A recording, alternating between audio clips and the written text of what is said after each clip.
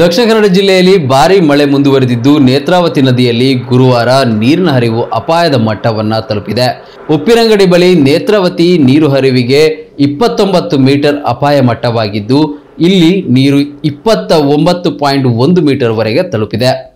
ಶಂಭೂರು ಬಳಿ AMR ಅಣೆಕಟ್ಟೆ ಬಳಿ ನದಿ ನೀರು ಅಪಾಯದ ಮಟ್ಟ ಮೀರಿ ಹರಿಯುತ್ತಿದ್ದು 18.9 ಮೀಟರ್ ವರೆಗೆ ನೀರಿನ ಮಟ್ಟ ತಲುಪಿದೆ.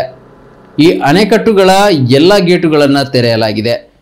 7 ಮೀಟರ್ ಎತ್ತರದಷ್ಟು ನೀರು ಸಂಗ್ರಹಿಸುವ ಸಾಮರ್ಥ್ಯ ಹೊಂದಿರುವ ತುಂಬೆ ಅಣೆಕಟ್ಟೆಯಲ್ಲಿ ಸದ್ಯ 6 ಮೀಟರ್ ವರೆಗೆ ಮಾತ್ರ ನೀರು ಸಂಗ್ರಹಿಸಲಾಗುತ್ತದೆ. ಈ ಅಣೆಕಟ್ಟೆಯಲ್ಲಿ ಎಲ್ಲ 30 ಗೇಟುಗಳನ್ನು ತೆರೆಯಲಾಗಿದೆ.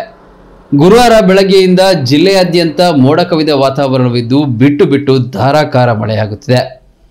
ಜಿಲ್ಲೆಯ ಇತರ ಪ್ರಮುಖ ನದಿಗಳಾದ ಕುಮಾರಧಾರ, ಫಲ್ಗುಣಿ, ನಂದಿನಿ, ಶಾಂಭವಿ ನದಿಗಳು ಕೂಡ ತುಂಬಿ ಹರಿಯುತ್ತಿದೆ.